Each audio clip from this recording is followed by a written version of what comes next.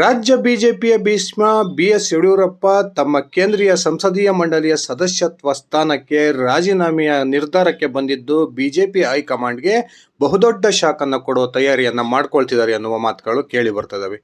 ಈಗಾಗಲೇ ರಾಷ್ಟ್ರೀಯ BJP ಅಧ್ಯಕ್ಷರಾಗಿರ್ತಕ್ಕಂಥ JP Nadda ಅವರಿಗೆ ಒಂದು ಸುದೀರ್ಘವಾದ ಪತ್ರವನ್ನು ಬರೆಯೋದ್ರ ಮೂಲಕ ಯಾವೆಲ್ಲ ಕಾರಣಗಳಿಗಾಗಿ ನಾನು ಬಿಜೆಪಿಯ ಸಂಸದೀಯ ಮಂಡಳಿಯ ಸ್ಥಾನಕ್ಕೆ ರಾಜೀನಾಮೆಯನ್ನು ಕೊಡ್ತೀನಿ ಅನ್ನುವ ಒಂದು ಸವಿವರವಾದ ಒಂದು ಕಾರಣವನ್ನು ಕೊಟ್ಟು ಇದೀಗ ಯಡಿಯೂರಪ್ಪನವರು ತಮ್ಮ ಬಿಜೆಪಿಯ ಒಂದು ಸಂಬಂಧವನ್ನು ಕಡಿದುಕೊಳ್ತಕ್ಕಂಥ ಪ್ರಯತ್ನವನ್ನು ಮಾಡ್ತಾ ಇದ್ದಾರೆ ಅನ್ನುವ ಒಂದು ಸ್ಫೋಟಕ ಮಾಹಿತಿಗಳು ಲಭ್ಯವಾಗ್ತಾ ಇದ್ದಾವೆ.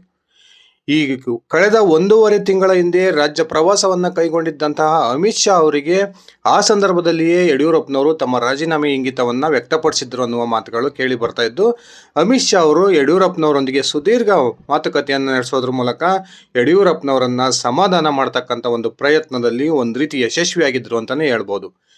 ಅಮಿತ್ ಶಾ ಅವರೊಂದಿಗಿನ ಮಾತುಕತೆಯ ನಂತರವೇ ಯಡಿಯೂರಪ್ಪನವರು ಜಗನ್ನಾಥ ಭವನಕ್ಕೆ ಪ್ರತಿದಿನ ಭೇಟಿ ಕೊಡ್ತಕ್ಕಂಥ ಒಂದು ಪರಿಪಾಠವನ್ನು ರೂಢಿಸಿಕೊಂಡಿದ್ರು. ಅದಾದ ನಂತರ ಆ ಒಂದು ಸಂದರ್ಭದಲ್ಲಿ ಅಮಿತ್ ಶಾ ಅವರು ಯಡಿಯೂರಪ್ಪನವರಿಗೆ ಸಾಕಷ್ಟು ಭರವಸೆಗಳನ್ನು ಕೊಟ್ಟಿದ್ರು ಅನ್ನುವ ಮಾತುಗಳು ಕೇಳಿ ಬರ್ತಾ ಇದ್ದು, ಅಮಿತ್ ಶಾ ಅವರ ಭರವಸೆಯ ನಂತರವೂ ಕೂಡ ರಾಜ್ಯ ಬಿಜೆಪಿಯ ಭಿನ್ನಮತಕ್ಕೆ ಬ್ರೇಕ್ ಹಾಕೋದಿಕ್ಕೆ ಬಿಜೆಪಿಯ ರಾಷ್ಟ್ರೀಯ ವರಿಷ್ಠರು ಯಾವುದೇ ಒಂದು ಆಸಕ್ತಿಯನ್ನು ತೋರಿಸದೇ ಇರತಕ್ಕಂಥದ್ದು ಯಡಿಯೂರಪ್ಪನವರ ಈ ಒಂದು ದೊಡ್ಡ ನಿರ್ಧಾರಕ್ಕೆ ಕಾರಣ ಅನ್ನುವ ಮಾತುಗಳು ಕೇಳಿ ಬರ್ತಾ ಇದಾವೆ. ಬನ್ನಿ ಸ್ನೇಹಿತರೆ, ಹಾಗಾದರೆ BS ಯಡಿಯೂರಪ್ಪನವರು ಕೇಂದ್ರ ಸಂಸದೀಯ ಮಂಡಳಿಯ ಸ್ಥಾನಕ್ಕೆ ರಾಜೀನಾಮೆಯನ್ನು ಕೊಡ್ತಕ್ಕಂಥ ನಿರ್ಧಾರಕ್ಕೆ ಬಂದಿರೋದು ಯಾಕೆ, ಅವರು ನಿಜಕ್ಕೂ ಕೂಡ ರಾಜೀನಾಮೆಗೆ ಕೊಟ್ಟಿರ್ತಕ್ಕಂಥ ಕಾರಣಗಳೇನು ಅನ್ನೋದನ್ನು ತಿಳ್ಕೊಂಡು ಬರೋಣ. ಅದಕ್ಕಿಂತ ಮುಂಚೆ ನೀವಿನ್ನು ನನ್ನ ಇಟಿಎ ಮಂತ್ ಯೂಟ್ಯೂಬ್ ಚಾನಲ್ಗೆ ಸಬ್ಸ್ಕ್ರೈಬ್ ಮಾಡ್ಕೊಂಡಿಲ್ಲ ಅಂದರೆ ದಯವಿಟ್ಟು ಸಬ್ಸ್ಕ್ರೈಬ್ ಮಾಡಿಕೊಂಡು ಬೆಲ್ ಬಟನನ್ನು ಕ್ಲಿಕ್ ಮಾಡಿ. ನಾನು ಕೊಡ್ತಕ್ಕಂಥ ಮಾಹಿತಿ ನಿಮಗೆ ಇಷ್ಟ ಆಗಿದ್ದರೆ ಈ ವಿಡಿಯೋಗೆ ಲೈಕ್ ಮಾಡಿ, ಶೇರ್ ಮಾಡಿ, ಕಮೆಂಟ್ ಮಾಡಿ. ಉತ್ತರ ಭಾರತದಲ್ಲಿ ತನ್ನ ಸಾಮ್ರಾಜ್ಯ ಸ್ಥಾಪನೆ ಮಾಡಿದ್ದಂತಹ ರಾಷ್ಟ್ರೀಯ ಬಿಜೆಪಿಗೆ ದಕ್ಷಿಣ ಭಾರತ ದೊಡ್ಡ ತಲೆನೋವಾಗಿ ಏರ್ಪಟ್ಟಿತ್ತು. ಅಂತಹ ಸಂದರ್ಭದಲ್ಲಿ ಬಿಜೆಪಿಗೆ ಬಲವನ್ನು ತುಂಬೋದ್ರ ಮೂಲಕ ದಕ್ಷಿಣ ಭಾರತದ ಬಿಜೆಪಿಯ ಹೆಬ್ಬಾಗಿಲನ್ನು ತೆರೆದಿದ್ದು ಇದೇ ಯಡಿಯೂರಪ್ಪನವರು. 2008ರ ವಿಧಾನಸಭಾ ಚುನಾವಣೆಯ ನಂತರ ಪ್ರಥಮ ಬಾರಿಗೆ ರಾಜ್ಯದ ಮುಖ್ಯಮಂತ್ರಿ ಆಗೋದ್ರ ಮೂಲಕ ದಕ್ಷಿಣ ಭಾರತದಲ್ಲಿ ಬಿಜೆಪಿಯ ಸಾಮ್ರಾಜ್ಯ ಸ್ಥಾಪನೆಯ ರಾಷ್ಟ್ರೀಯ ಬಿಜೆಪಿಯ ನಾಯಕರ ಕನಸಿಗೆ ಒಂದು ಸಹಕಾರವನ್ನು ಕೊಟ್ಟಿದ್ದು ಇದೇ ಯಡಿಯೂರಪ್ಪ. ಪಕ್ಷ ಒಬ್ಬನೇ ಒಬ್ಬ ಶಾಸಕನನ್ನು ಗೆಲ್ಲಿಸಿಕೊಳ್ಳುವ ಒಂದು ಶಕ್ತಿ ಇಲ್ಲದಂತಹ ಸಂದರ್ಭದಲ್ಲಿ ಇಡೀ ರಾಜ್ಯಾದ್ಯಂತ ತನ್ನ ಸಾಕಷ್ಟು ನಾಯಕರ ಜೊತೆಗೂಡಿ, ಅಂದರೆ ಅನಂತಕುಮಾರ್, ಈಶ್ವರಪ್ಪ, ರಾಮಚಂದ್ರ ರಾವ್, ಈ ರೀತಿಯ ಹಿರಿಯ ಬಿಜೆಪಿ ನಾಯಕರ ಜೊತೆಗೂಡಿ ಇಡೀ ರಾಜ್ಯಾದ್ಯಂತ ಕಾಲಿಗೆ ಚಕ್ರ ಕೊಟ್ಟಿಕೊಂಡವರ ರೀತಿ ಪ್ರವಾಸವನ್ನು ಮಾಡೋದ್ರ ಮೂಲಕ 1ರಿಂದ 110 ಸ್ಥಾನದವರೆಗೆ ಬಿಜೆಪಿಯ ಶಾಸಕರನ್ನು ಗೆಲ್ಲಿಸಿಕೊಳ್ಳೋದ್ರಲ್ಲಿ ಯಡಿಯೂರಪ್ಪನವರ ಶ್ರಮ ಅತ್ಯಂತ ದೊಡ್ಡ ಮಟ್ಟದಲ್ಲಿದೆ. ಇದು ಎಲ್ಲ ಬಿಜೆಪಿ ಕಾರ್ಯಕರ್ತರಿಗೂ ಗೊತ್ತಿರತಕ್ಕಂಥ ವಿಚಾರ. ಇಂಥ ಯಡಿಯೂರಪ್ಪನವರಿಗೆ ಇತ್ತೀಚೆಗೆ ಬಿಜೆಪಿಯಲ್ಲಿ ಮೇಲಿಂದ ಮೇಲೆ ಅವಮಾನ ಆಗ್ತಾ ಇರ್ತಕ್ಕಂಥದ್ದು. ತನ್ನ ಮಗ BY ವಿಜೇಂದ್ರ ಅವರನ್ನು ರಾಜ್ಯಾಧ್ಯಕ್ಷ ಸ್ಥಾನದಿಂದ ಕೆಳಗಿಳಿಸ್ತಕ್ಕಂಥ ಒತ್ತಡವನ್ನು ಬಿಜೆಪಿಯ ಭಿನ್ನಮತೀಯ ನಾಯಕರು ಆಗ್ತಾ ಇರತಕ್ಕಂಥದ್ದು ಯಡಿಯೂರಪ್ಪನವರನ್ನ ಕೆರಳಿಸಿದೆ ಅನ್ನುವ ಮಾತುಗಳು ಕೇಳಿ ಬರ್ತದವೆ. ಇದೀಗ ಬಿಜೆಪಿಯ ರಾಷ್ಟ್ರೀಯ ಸಂಸದೀಯ ಮಂಡಳಿಯ ಒಂದು ಸದಸ್ಯತ್ವ ಸ್ಥಾನಕ್ಕೆ ರಾಜೀನಾಮೆಯನ್ನು ಕೊಡ್ತಕ್ಕಂಥ ನಿರ್ಧಾರಕ್ಕೆ ಯಡಿಯೂರಪ್ಪನವರು ಬಂದಿದ್ದಾರೆ. ಆ ಒಂದು ನಿರ್ಧಾರದ ಮುಂದುವರೆದ ಭಾಗವಾಗಿ ಈಗಾಗಲೇ ಬಿಜೆಪಿಯ ರಾಷ್ಟ್ರೀಯ ಅಧ್ಯಕ್ಷರಾಗಿರ್ತಕ್ಕಂಥ JP ನಡ್ಡಾ ಅವರಿಗೆ ಒಂದು ಸುದೀರ್ಘವಾದ ಪತ್ರವನ್ನು ಬರೆಯೋದ್ರ ಮೂಲಕ ತಾನು ಯಾವ ಕಾರಣಕ್ಕೆ ಬಿಜೆಪಿಯ ಸಂಸದೀಯ ಮಂಡಳಿಯ ಸ್ಥಾನಕ್ಕೆ ರಾಜೀನಾಮೆಯನ್ನು ಕೊಡ್ತೀನಿ ಅನ್ನುವ ವಿವರಗಳನ್ನು ಕೂಡ ವಿವರಿಸಿದ್ದಾರೆ ಅನ್ನುವ ಮಾತುಗಳು ಕೇಳಿ ಬರ್ತದವೆ. ಈಗಾಗಲೇ ಯಡಿಯೂರಪ್ಪನವರ ರಾಜೀನಾಮೆ ವಿಚಾರವನ್ನು ತಿಳ್ಕೊಂಡಿರ್ತಕ್ಕಂಥ ಬಿಜೆಪಿಯ ರಾಷ್ಟ್ರೀಯ ವರಿಷ್ಠರಾಗಿರ್ತಕ್ಕಂಥ ಪ್ರಧಾನಮಂತ್ರಿ ನರೇಂದ್ರ ಮೋದಿ, ಅಮಿತ್ ಶಾ ಯಡಿಯೂರಪ್ಪನವರ ಮನವೊಲಿಕೆಯ ಪ್ರಯತ್ನಕ್ಕೆ ಕೈ ಹಾಕಿದ್ರು ಕೂಡ ಯಡಿಯೂರಪ್ಪನವರು ಈ ಮನವೊಲಿಕೆಗೆ ಸುತಾರಾಮ್ ಒಪ್ತಾ ಇಲ್ಲ ಅನ್ನುವ ಒಂದು ಸ್ಫೋಟಕ ಮಾಹಿತಿಗಳು ಸಿಗ್ತಾ ಇದ್ದಾವೆ. ನಿಜಕ್ಕೂ ಕೂಡ ತಾವು ರಾಜೀನಾಮೆ ಕೊಡೋದಕ್ಕೆ ಯಡಿಯೂರಪ್ಪನವರು ಯಾವೆಲ್ಲ ಕಾರಣಗಳನ್ನು ಕೊಟ್ಟಿದ್ದಾರೆ? ಪ್ರಮುಖ 5 ಕಾರಣಗಳನ್ನು ಉಲ್ಲೇಖ ಮಾಡೋದ್ರ ಮೂಲಕ ಯಡಿಯೂರಪ್ಪನವರು ಇದೀಗ JP ನಡ್ಡಾ ಅವರಿಗೆ ಒಂದು ಸುದೀರ್ಘವಾದ ಪತ್ರವನ್ನು ಬರೆದಿದ್ದಾರೆ ಅನ್ನುವ ಮಾತುಗಳು ಕೇಳಿ ಬರ್ತದವೆ. ಆ 5 ಕಾರಣಗಳಲ್ಲಿ ಪ್ರಮುಖವಾದದ್ದು, ಇತ್ತೀಚೆಗೆ 2023ರ ವಿಧಾನಸಭಾ ಚುನಾವಣೆಯಾದ ನಂತರ ಬಿಜೆಪಿಯ ಕೆಲವೊಂದು ಭಿನ್ನಮತೀಯ ನಾಯಕರು ಯಡಿಯೂರಪ್ಪನವರ ವಿರುದ್ಧ ತೀರಾ ವೈಯಕ್ತಿಕ ವಾಗ್ದಾಳಿಯನ್ನು ನಡೆಸ್ತಾ ಇರತಕ್ಕಂಥದ್ದು. ಬಸವನಗೌಡ ಪಾಟೀಲ್ ಯತ್ನಾಳ್, ಅರವಿಂದ್ ಲಿಂಬಾವಳಿ, ಈ ರೀತಿಯ ಬಿಜೆಪಿಯ ನಾಯಕರು, ಅದರಲ್ಲೂ ಕೂಡ ಭಿನ್ನಮತೀಯ ಚಟುವಟಿಕೆಗಳಲ್ಲಿ ಗುರುತಿಸಿಕೊಂಡಿರ್ತಕ್ಕಂಥ ನಾಯಕರು ಬಹಿರಂಗವಾಗಿಯೇ ಯಡಿಯೂರಪ್ಪನವರ ವಿರುದ್ಧ ತೀರಾ ವೈಯಕ್ತಿಕ ಮಟ್ಟದ ಒಂದು ವಾಗ್ದಾಳಿಯನ್ನು ನಡೆಸ್ತಾ ಇದ್ದಾರೆ. ಈ ವಾಗ್ದಾಳಿಗೆ ಬ್ರೇಕ್ ಹಾಕೋದ್ರಲ್ಲಿ ಬಿಜೆಪಿಯ ರಾಷ್ಟ್ರೀಯ ನಾಯಕರು ಈ ಕ್ಷಣಕ್ಕೂ ಕೂಡ ವಿಫಲರಾಗಿದ್ದಾರೆ. ಅದೇ ರೀತಿ ಬಿಜೆಪಿಯ ರಾಷ್ಟ್ರೀಯ ನಾಯಕರ ತೀರ್ಮಾನದಂತೆಯೇ ತಮ್ಮ ಪುತ್ರ BY ವಿಜಯೇಂದ್ರ ಅವರನ್ನ ರಾಜ್ಯ ಬಿಜೆಪಿ ಅಧ್ಯಕ್ಷರಾಗಿ ನೇಮಕ ಮಾಡಿದಂತಹ ಸಂದರ್ಭದಲ್ಲೂ ಕೂಡ ಬಿಜೆಪಿಯ ಭಿನ್ನಮತೀಯ ಚಟುವಟಿಕೆಗಳಿಗೆ ಬ್ರೇಕ್ ಬಿದ್ದಿಲ್ಲ. ಇದು ಯಡಿಯೂರಪ್ಪನವರು ಕೊಟ್ಟಿರ್ತಕ್ಕಂಥ ಎರಡನೇ ಪ್ರಮುಖ ಕಾರಣ.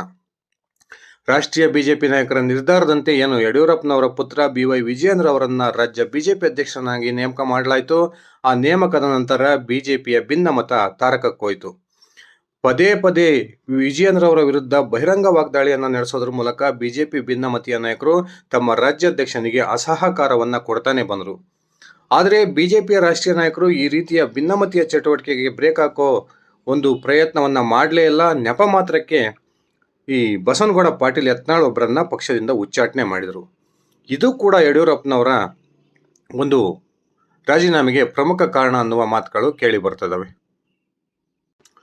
ಇನ್ನು ರಾಜ್ಯದ ಮುಖ್ಯಮಂತ್ರಿಯಾಗಿ 4 ಬಾರಿ ಪ್ರಮಾಣ ವಚನವನ್ನ ಯಡಿಯೂರಪ್ಪನವರು ಸ್ವೀಕರಿಸಿದ್ರು ಕೂಡ ಅವರನ್ನ ನೆಮ್ಮದಿಯಾಗಿ ಅಧಿಕಾರವನ್ನ ಮಾಡೋದಕ್ಕೆ ಬಿಜೆಪಿಯ ನಾಯಕರು ಬಿಡಲಿಲ್ಲ ಅನ್ನೋ ಇನ್ನೊಂದು ಆರೋಪವನ್ನು ಕೂಡ ಯಡಿಯೂರಪ್ಪನವರು ಮಾಡಿದ್ದಾರೆ.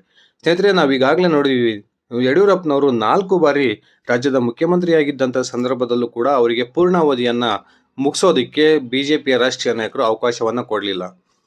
ಒಂದು ಬಾರಿ ಯಡಿಯೂರಪ್ಪನವರು ಕುಮಾರಸ್ವಾಮಿ ಅವರ ಕಾರಣಕ್ಕೆ ರಾಜೀನಾಮೆಯನ್ನು ಕೊಟ್ಟರೆ, ಇನ್ನೊಂದು 3 ಬಾರಿ ಬೇರೆ ಬೇರೆ ಕಾರಣಗಳಿಗಾಗಿ ಬಿಜೆಪಿ ರಾಷ್ಟ್ರೀಯ ನಾಯಕರು ಯಡಿಯೂರಪ್ಪನವರ ರಾಜೀನಾಮೆಯನ್ನು ಪಡೆದುಕೊಂಡಿದ್ರು. ಇದು ಕೂಡ ಯಡಿಯೂರಪ್ಪನವರಿಗೆ ಬಹುದೊಡ್ಡ ಬೇಸರವನ್ನು ತರಿಸಿದೆ ಅನ್ನುವ ಮಾತುಗಳು ಕೇಳಿ ಬರ್ತದವೆ. ಇನ್ನೊಂದು ಕಡೆ ಬಿಜೆಪಿಯ ರಾಜ್ಯ ಘಟಕದಲ್ಲಿ ನಡೀತಿರ್ತಕ್ಕಂಥ ಒಂದು ಭಿನ್ನಮತೀಯ ಚಟುವಟಿಕೆಗಳು. ಇತ್ತೀಚೆಗೆ ಯಡಿಯೂರಪ್ಪನವರ ಆಪ್ತ ಬಳಗದಲ್ಲಿ ಗುರುತಿಸಿಕೊಂಡಿದ್ದಂತಹ ಬಸವರಾಜ ಬೊಮ್ಮಾಯಿ ಅವರಂತವರು ಕೂಡ ಯಡಿಯೂರಪ್ಪನವರ ವಿರುದ್ಧ ತಿರುಗಿ ಬಿದ್ದಿರ್ತಕ್ಕಂಥದ್ದು ಯಡಿಯೂರಪ್ಪನವರ ತೀವ್ರ ಅಸಮಾಧಾನಕ್ಕೆ ಕಾರಣ ಆಗಿದೆ ಅನ್ನುವ ಮಾತುಗಳು ಕೇಳಿ ಬರ್ತದವೆ. ಇನ್ನೊಂದು ಕಡೆ ಅತ್ಯಂತ ಶಿಸ್ತಿನ ಪಕ್ಷ ಎಂದೇ ಖ್ಯಾತಿಯನ್ನು ಪಡೆದಿರ್ತಕ್ಕಂಥ ಬಿಜೆಪಿಯ ರಾಷ್ಟ್ರೀಯ ನಾಯಕರು ರಾಜ್ಯ ಬಿಜೆಪಿಯ ಭಿನ್ನಮತಕ್ಕೆ ಕಡಿವಾಣ ಹಾಕೋ ಪ್ರಯತ್ನವನ್ನು ಮಾಡದೇ ಇರತಕ್ಕಂಥದ್ದು, ಪದೇ ಪದೇ ವಿಜಯೇಂದ್ರ ಅವರ ವಿರುದ್ಧ ಬಿಜೆಪಿಯ ತಟಸ್ಥ ಬಣದ ಹಾಗೂ ಭಿನ್ನಮತೀಯ ನಾಯಕರು ಒಂದು ಪಿತೂರಿಯನ್ನು ನಡೆಸ್ತಾ ಇರತಕ್ಕಂಥದ್ದು ಯಡಿಯೂರಪ್ಪನವರ ಬಹುದೊಡ್ಡ ಕೋಪಕ್ಕೆ ಕಾರಣ ಆಗಿದೆ ಎನ್ನುವ ಮಾತುಗಳು ಕೇಳಿ ಬರ್ತಾ ಇದ್ದು, ಈ ಎಲ್ಲ ಅಂಶಗಳನ್ನು ಕೂಡ ತಾನು JP ನಡ್ಡಾ ಅವರಿಗೆ ಬರೆದಿರ್ತಕ್ಕಂಥ ಪತ್ರದಲ್ಲಿ ಯಡಿಯೂರಪ್ಪನವರು ಉಲ್ಲೇಖ ಮಾಡಿದ್ದಾರೆ ಎನ್ನುವ ಮಾತುಗಳು ಈಗ ಅವರ ಆಪ್ತ ಬಳಗದಿಂದ ಕೇಳಿ ಬರ್ತದವೆ. ಸ್ನೇಹಿತರೆ, ಈಗಾಗಲೇ 2 ಚುನಾವಣೆಗಳಲ್ಲಿ ಯಡಿಯೂರಪ್ಪನವರನ್ನ ಕಡೆಗಣಿಸಿದ್ದಂತಹ ಬಿಜೆಪಿ ರಾಜ್ಯದಲ್ಲಿ ಬಹುದೊಡ್ಡ ಹೊಡೆತವನ್ನು ತಿಂದಿರೋ ಇತಿಹಾಸವನ್ನು ನಾವು ನೋಡಿದ್ದೀವಿ.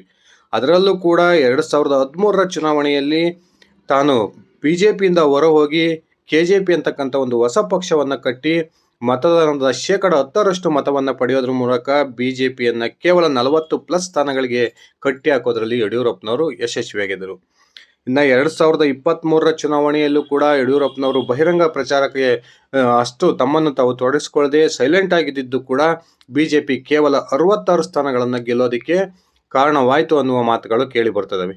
ಈ ರೀತಿ ಇದೀಗ ಚುನಾವಣಾ ರಾಜಕಾರಣದಿಂದ ದೂರ ಇರತಕ್ಕಂಥ ಯಡಿಯೂರಪ್ಪನವರು ಇದೀಗ ಸಕ್ರಿಯ ರಾಜಕಾರಣದಿಂದಲೂ ಕೂಡ ದೂರ ಆಗ್ತಕ್ಕಂಥ ಒಂದು ತೀರ್ಮಾನಕ್ಕೆ ಬಂದಿದ್ದು, ಇದು 2028ರ ವಿಧಾನಸಭಾ ಚುನಾವಣೆಯ ಮೇಲೆ ಬಿಜೆಪಿಗೆ ಬಹುದೊಡ್ಡ ಒಂದು ದುಷ್ಪರಿಣಾಮವನ್ನು ಬೀರ್ಬೋದು ಅನ್ನುವ ಮಾತುಗಳು ಕೇಳಿ ಬರ್ತದವೆ. ಕಾದ್ ನೋಡೋಣ ಸ್ನೇಹಿತರೆ, ನಿಜಕ್ಕೂ ಕೂಡ ಯಡಿಯೂರಪ್ಪನವರು ತಮ್ಮ ಸಂಸದೀಯ ಮಂಡಳಿಯ ಸ್ಥಾನಕ್ಕೆ ರಾಜೀನಾಮೆಯನ್ನು ಕೊಟ್ಟೇ ಕೊಡ್ತಾರಾ, ಅಥವಾ ಯಡಿಯೂರಪ್ಪನವರ ಮನವೊಲಿಸೋದ್ರ ಮೂಲಕ ಬಿಜೆಪಿಯ ರಾಷ್ಟ್ರೀಯ ನಾಯಕರು ಅವರ ರಾಜೀನಾಮೆಯ ತೀರ್ಮಾನವನ್ನು ತಡೆ ಹಿಡಿತಾರಾ? ಇದರ ಕುರಿತು ನಿಮ್ಮ ವೈಯಕ್ತಿಕ ಅಭಿಪ್ರಾಯವನ್ನು ಕಮೆಂಟ್ ಮಾಡಿ.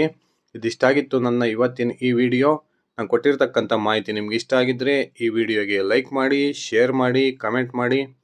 ನೀವಿನ್ನು ನನ್ನ ಇಟ್ಗೆ ಹೇಮಂತ್ ಯೂಟ್ಯೂಬ್ ಚಾನಲ್ಗೆ ಸಬ್ಸ್ಕ್ರೈಬ್ ಮಾಡ್ಕೊಂಡಿಲ್ಲ ಅಂದರೆ ದಯವಿಟ್ಟು ಸಬ್ಸ್ಕ್ರೈಬ್ ಮಾಡಿಕೊಂಡು ಬೆಲ್ ಬಟನ್ನ ಕ್ಲಿಕ್ ಮಾಡಿ. ಧನ್ಯವಾದಗಳು ಸ್ನೇಹಿತರೆ, ಶುಭ ದಿನ.